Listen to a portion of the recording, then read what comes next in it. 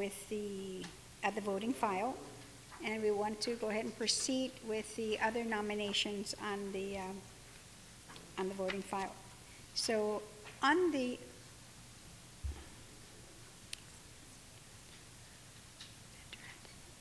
can somebody please?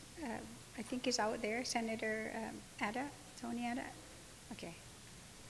So on the nomination of the nomination of Denise K.L. Regis to serve as a member of the Guam Public Library System Board, all in favor, please raise your hand. Ms. Denise K.L. Regis received 14 yea votes, so she is duly confirmed by this body. On the nomination of Mr. Kyle R. Mandapat to serve as a member of the Guam Public Library System Board, all in favor, please raise your hand. Mr. Kyle R. Mandapat received 14 yea votes, and he's duly confirmed by this body. On the nomination of Ms. Maria S. Connolly to serve as a member of the Guam Community College Board of Trustees, all in favor, please raise your hand. Ms. Maria S. Connolly received 14 yea votes, and she's duly confirmed by this body. On the nomination of Mr. Alvin Y. Chang to serve as a member of the University of Guam Board of Regents, all in favor, please raise your hand. Mr. Alvin Chang received 14 yea votes, and is duly confirmed by this body. On the nomination of Mr. Rob S. Limtiaco to serve as a member of the Hagatna Restoration and Redevelopment Authority Board of Commissioners, all in favor, please raise your hand. Mr. Rob S. Limtiaco received 14 yea votes, and is duly confirmed by this body. On the nomination of Ms. Faye Valencia Ovales to serve as a member of the Guam Housing Corporation Board of Directors, all in favor, please raise your hand. Ms. Faye Valencia Ovales received 14 yea votes, and she's duly confirmed by this body. And that completes the list that we have so far in the confirmation. So, Senator Respicio, you're recognized. Thank you, Madam Speaker. Madam Speaker, I move that notwithstanding the House rules that we revert back to the second reading file so we can entertain Bill number 269-32 LS. On that motion, no objection, so ordered. Thank you, Madam Speaker and colleagues. Now that we are at the top of the second reading file, the only agenda on the second reading file, I believe, is Bill number 269-32. On behalf of the Vice Speaker, who is the Acting Chair of the Committee on Appropriations, Public Debt, Legal Affairs, Retirement, Public Parks, Recreation, Historic Preservation, and Land, I move that the version before us that reads as substituted by that committee and as further substituted on the floor, I move that this be accepted. On that motion, no objections, so ordered. And then at this time, I move then that we resolve in the Committee of the Whole for the purposes of entertaining this bill number 269-32, the version that we just adopted, and it's an act making appropriations for the operations of the executive, legislative, and judicial branches of the government of Guam for fiscal year ending at September 30th, 2015, making other appropriations and establishing miscellaneous and administrative provisions of the Vice Speaker in his capacity as acting chair of this committee be the one to chair the Committee of the Whole. On that motion, hearing no objections, so ordered. We're going to take a brief recess so that the Vice Speaker can work his way up here.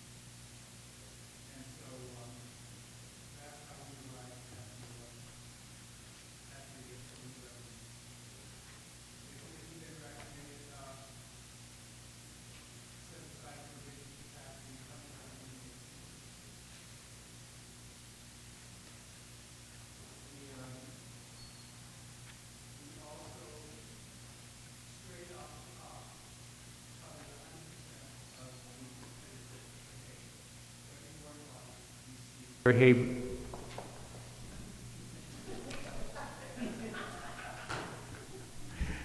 Every warrant body received their hay. Every warrant body that was to receive a law enforcement got theirs. And so that we did straight off the top. We also tried to address the three priorities that all of us say that are the priorities, and that being education, health, and public safety. In education, the appropriation for DOE went up by about $8 million, just a little under. For the University of Guam, their appropriation went up by $2,500,000, I'm sorry. And GCC received an increase of about $868,000. I will note that both UOG and GCC may not have received the full amount that they wanted, but the amount that was provided by and recommended by the committee is more than what they received in 2014, more than was in the original 269, and actually comes out to about 98% of what both of those agencies requested. So we believe that we've addressed the education as a priority provision. We also provided for a substantial increase in the amount that GMHA was going to receive as a subsidy. It went from the recommended 17 in the governor's bill and 17 that was provided in 2014, and this year the committee is recommending 20 million, which is almost a $2.93 million increase over previous year. The committee did not change the appropriation for public health and social services as recommended by the governor. That provided for a $4.3 million increase over this current year. The behavioral wellness,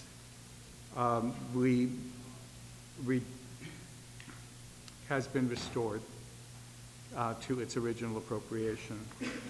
And DISIDS received everything that the governor had requested in both of those. So as you can see, those health and education were completely taken care of.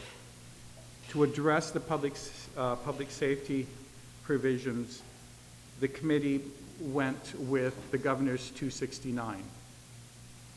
We did not reduce any of the appropriations for DYA, DOC, GFD, and GPD. The committee went exactly as the governor had proposed, which actually comes up to a increase for them of about, I think, 10 million between the four of them from their current year. DYA went from 4,000,008 to 6.1, or about a 1.3 increase. DOC went from 21.3 to 25.9, of about 4.6 million increase. GFD went from 29.5 to 36, or about a $6 million increase. And GPD went from 29 to 34 as recommended by the governor, which was a $5,336,000 increase. So as you can see, both the original 269 as proposed by the governor and this committee's recommendation as substituted and presented to you completely covers everything that the governor had asked for in those.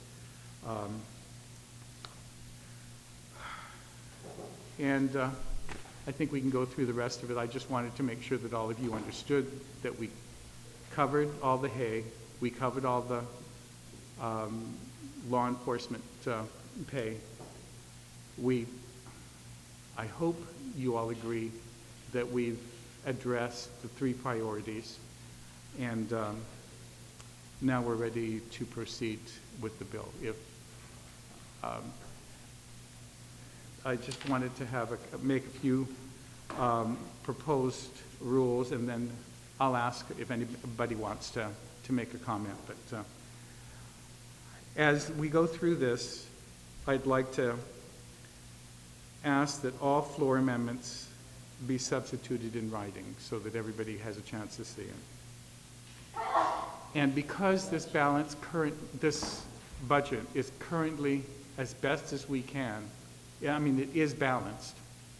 Any attempt to appropriate anything that is not currently in the substituted bill, you will need to find it someplace else. If you want to reduce someplace and increase or provide for what you're asking for, that it'll be the body that makes the decision on whether or not they're going to accept that. But as it currently stands, Bill 269 is balanced,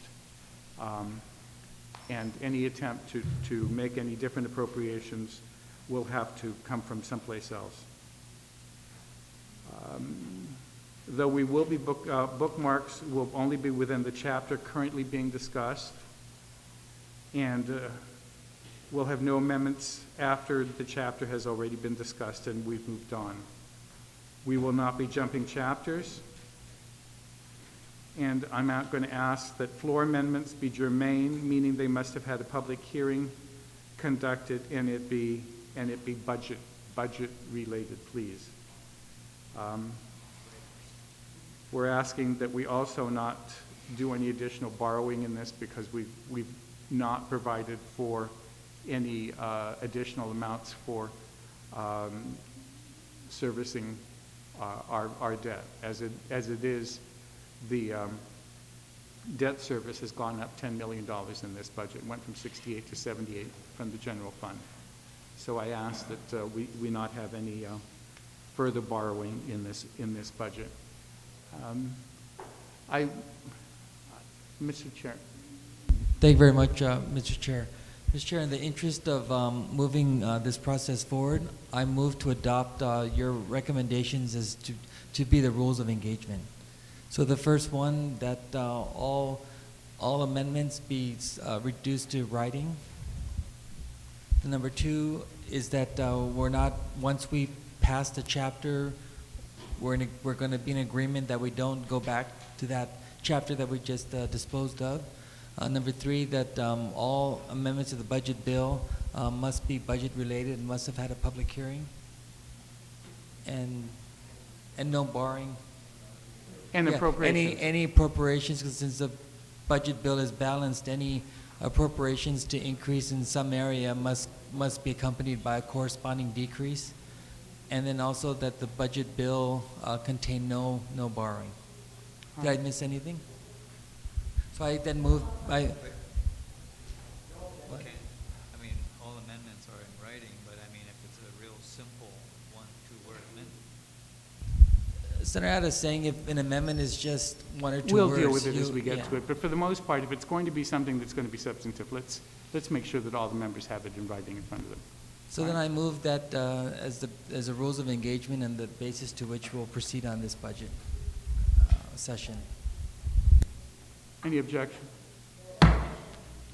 Thank you. Mr. Chairman? Yes. Yeah, I'm going to move it this time that given the fact that we've just uploaded the substitute to the website, and in the interest of making sure that there's proper review by the executive branch, and we won't know who we're going to be calling in, especially when we start with the revenues, that we recess till 9 a.m. tomorrow for proper review, or at least recess, or 10 a.m. tomorrow, or at least recess for the balance of the afternoon, whichever is preferable by the body. Yes. Yeah, as long as we're not going to get into the No. meat of the, I'm appreciative of general comments, but for proper review and amendments, Yeah, especially since okay. they'll be in writing, and since we're in the committee of the whole, I request that proper All right. time. Let's use the next few minutes to just make general comments. Thank you, Mr. I saw Chairman. the first hand that went up initially was Senator Frank Uggins and then Senator St. Nicholas. Anybody else wish to make a general comment? Senator Ogden, you recognize. Thank you very much, Mr. Vice Speaker. I'll make this fairly quick. First of all, I want to thank the front office for submitting the template and the foundation of this particular budget. I think that when you take a look at some of the provisions in here, you highlighted the difference between the originally submitted budget as well as the changes that have been incorporated into this version. So I want to thank the front office for that. Most importantly, as we go through the numbers, obviously you highlighted that education, public safety, and healthcare continues to be a priority in this budget, in which it was for this fiscal year. So certainly recognizing that and understanding that we're going to proceed forward in terms of the allocation of the resources, I think is very critical. But Mr. Vice Speaker, considering all the circumstances that have occurred over the course of the last month, I just want to extend my personal appreciation for the efforts not only of OFB and the Committee on Appropriations, but most especially yourself, for being able to take on this particular challenge and present a budget in which at least every member of this body has not only been able to have a brief cursory review of it, but we've been able to sit and actually discuss the nature of some of these provisions contained in this budget. So I just want to personally thank you for facilitating that process along with Speaker Wampat and allowing us to not only at least discuss some of these provisions, critical provisions that were proffered either and inserted into consideration in this budget or were originally in this particular provision. So on that note, I thank you, Mr. Vice Speaker, and I certainly look forward to our deliberation over the course of the next few days on this budget for our people. Thank you. Thank you very much. Senator St. Nicholas, then Senator McCready. Anybody else after Senator McCready? Thank you, Mr. Chair. I just wanted to express I'm a little bothered by the motion to recess. I may object to that on the grounds of its basis.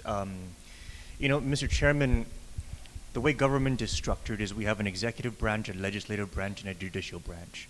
And the primary function of the main function really of a legislative branch is for us to do the appropriations. Now the administration can submit their draft budget and we can substitute that draft budget as we determine is appropriate for the people of Guam. For us to constantly have to stop the budget process and go and make sure the administration is okay with it or not, that's a little awkward for me when it comes to what I understand is the way this government and the democracy is supposed to be functioning. The legislative branch is supposed to determine what the priorities are in terms of the spending. The executive branch can chime in with their opinion, but for us to constantly have to ask the executive branch whether or not they are okay with the budget is going a little too far in terms of abdicating the responsibilities of this body and our need for us to make sure that the budget is based on what the people have elected us to prioritize. So if the intention to recess is strictly to allow the administration to review the budget, I think the administration can review the budget on their own time. And I think as a body, we need to move forward with this budget and begin discussing the merits of it so that we can get to work for the people. But to recess just for the administration to review it, I think is a little overreaching in terms of the executive branch's role in the way government functions. If they have any problems with the budget that we do pass, they can always veto it. They can line item veto it. And throughout the process of us going through the budget, I'm sure they're going to be able to afford their input through other channels. But for the legislative branch to halt the entire budget process and proceedings because we want the administration first to look at it and tell us what they think, I think is a little overreaching. And I would like for us to please bear in mind that we are elected as senators to represent the people, and our primary function is to work on the budget as senators and as a legislative body, and not to do it as proxies for what it is the administration wants us to do. So I would like to object to a motion to recess, and let's get to work on this budget, because there's a lot of things I think that we need to clear up in here. Thank you, Mr. Chair. Thank you very much, Senator St. Nicholas. Senator McCready, Senator Duenas, and Senator Barnes. Thank you, Mr. Chair. I'd first like to thank my colleagues and yourself for having what I call the caucus of common sense and getting together with the entire colleagues of the legislature. And like the retiring speaker before this last speaker, Senator Frank Uggin said, everybody in this body had something to do with this budget. And we all put forth hours and hours and effort to make sure that we compromised and we made sure that everyone got what they needed. I especially want to thank my colleagues and yourself, Mr. Chairman, for allowing us to put the $10 million of law enforcement retroactive pay into the budget to ensure that our hardworking men and women in uniform get paid what they're rightfully deserved. And I want to thank the administration for allowing us to foster that bill and facilitate it through this process and making sure that no one is left behind when it comes to protection. And in this case, we did not put politics before protection, and we rightfully so paid our law enforcement officer. I want to also thank the chairman of the judiciary, Frank Huggan, for working with me as well to make sure we take care of our judiciary employees as well. So thank you very much, and I look forward to the conversations that we have on this budget, Mr. Chairman. Senator Duenas, Senator Bunny Barnes, and then Senator Adams. Thank you, Mr. Chairman. And thank you for the opportunity to spend a number of days with yourself and other members discussing the substitute to the substitute version that we have now convened to discuss. You know, I sat through those discussions, and in coming up with this document, which we will now review as it's been put before us a little over an hour ago, I had gone through that process, what I thought was good faith discussions, and I still believe that. But as the retiring speaker from Talafofu mentioned, I don't see this as an issue of getting permission or running back or discussing things in that nature with regard to the executive branch. I see it as, once again, the extension of the good faith that we've been spending the last several days discussing amongst ourselves with regard to this budget document. Before we went in, Mr. Chairman, Mr. Vice Speaker, had even discussed, let's make sure it's up on the website. And that happened moments, perhaps a half hour prior to our convening. We did not extend out like we normally do with any time certainty to the fiscal policy team as we've normally done, being in the committee of the whole. So I don't see the recess for the balance of this afternoon, especially to adopt the revenues and to move forward, as any type of running around or running to or running from or anything. I just simply see it as a good faith approach to the budget and a process by which we have everybody here at the ready, instead of stopping once again in case we run into something, whereby we want to review and starting fresh tomorrow morning with a mere hours to review what's been substituted by this body after days of talks, and simply come back tomorrow morning with the fiscal policy team here in case we have any questions. If not, we'll move forward. So I just hope that the tone will remain as positive and forward-thinking as the time that we've spent together in the last several days, and not kind of take a left turn here on whether or not we're running around or seeking any type of approval. We're going to do our job. We're going to do it well. But I think I just simply made the motion with a couple of hours left in this afternoon, and as I've stated earlier, it being uploaded a mere half hour, 45 minutes ago, after days and days of discussion, to simply allow all those concerned to review so that we can come back tomorrow morning, start fresh, and move forward. So thank you for the opportunity, Mr. Chairman, to express that sentiment, and so I disagree with the objection at this time. Thank you, Mr. Chairman.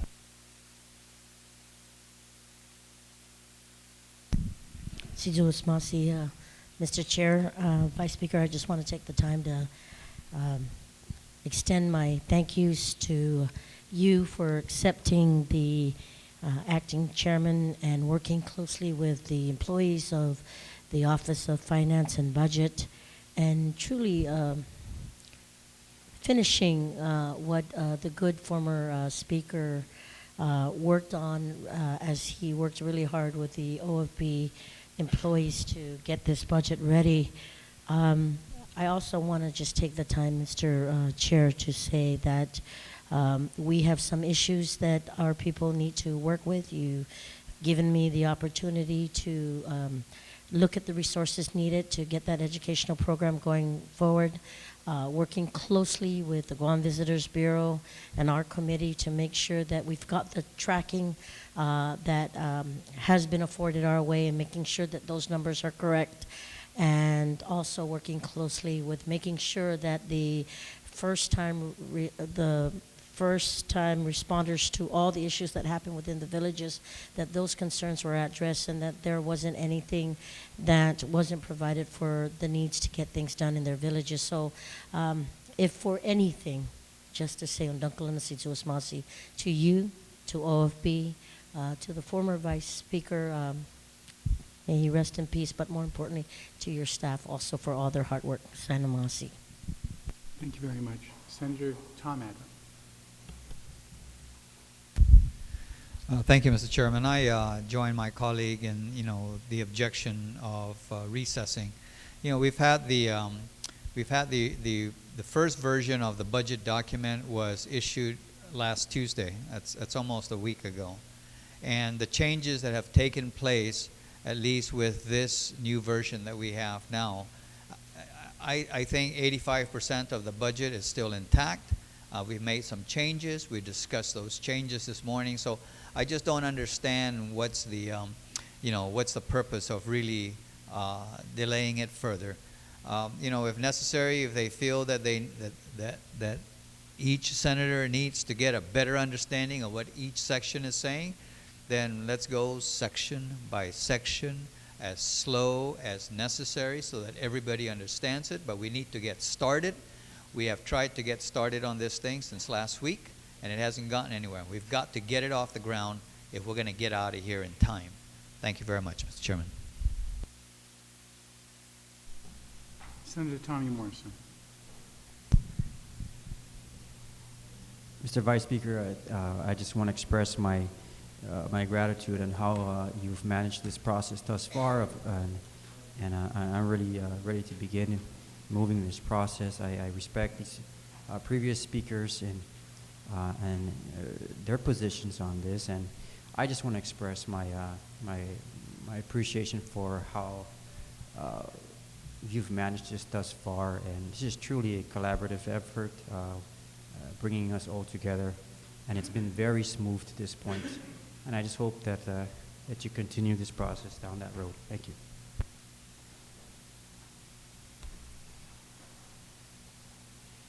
Anybody else?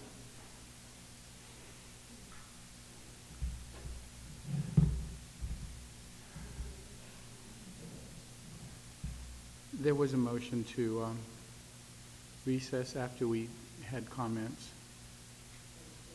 and there was 2 objections. We'll take a vote. All those in favor of recessing until tomorrow morning, please raise your right hand. 3. Motion fails. All right.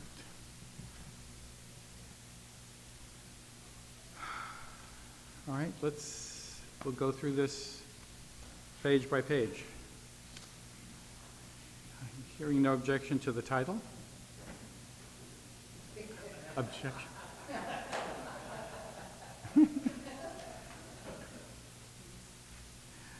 All right. On the estimated revenue,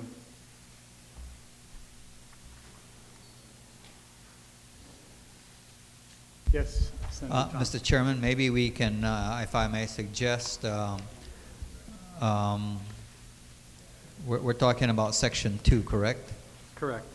Now, maybe on, unless there's, well, I was thinking maybe we can defer the discussion on that so that the fiscal team can come in tomorrow morning to go over that, but otherwise I think the other sections, you know, starting with DOE and whatnot, we could probably go ahead and proceed with that, if I may suggest. Senator Dragon? Thank you very much, Mr. Chairman. I understand the concern of the previous speaker, Mr. Chairman, but the figures here have already been adopted.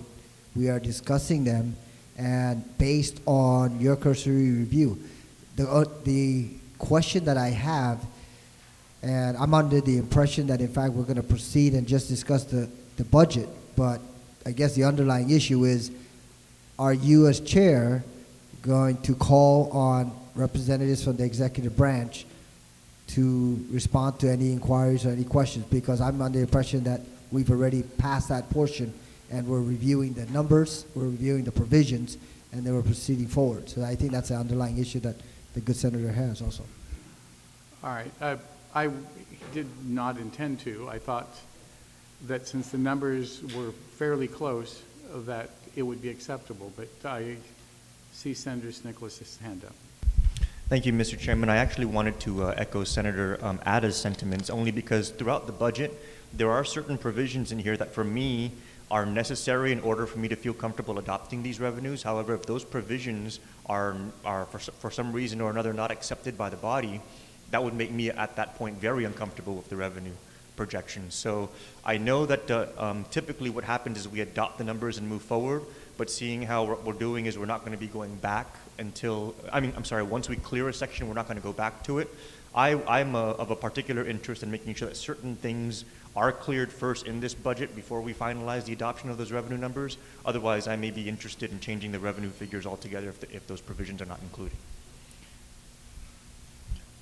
Also, Mr. Chairman, just to reference, for example, in certain individual sections like Chapter 2 in education, there are different ways I would like to also approach the way those appropriations have been itemized.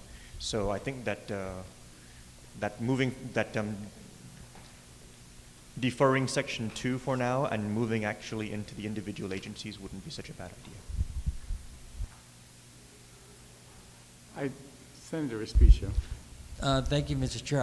I understand the desire to move the process along, and instead of recessing till tomorrow morning and having the governor's fiscal policy team here, you know, for me it's a fundamental issue, and it's basic that before we begin to talk about how much we're going to spend, we need to first decide how much we have to spend. And so I would really caution the body in wanting to talk about appropriations and the expenditures and the expenditure requirements for the upcoming fiscal year without first adopting and knowing how much is available to spend. So I would object to any desire to forego Section 2 only because we need to first decide what the revenues are, adopt those revenues, and then move forward as how you've presented this budget for us.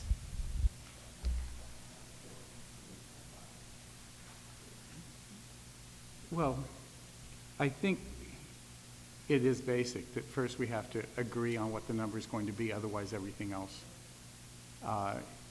is irrelevant. And so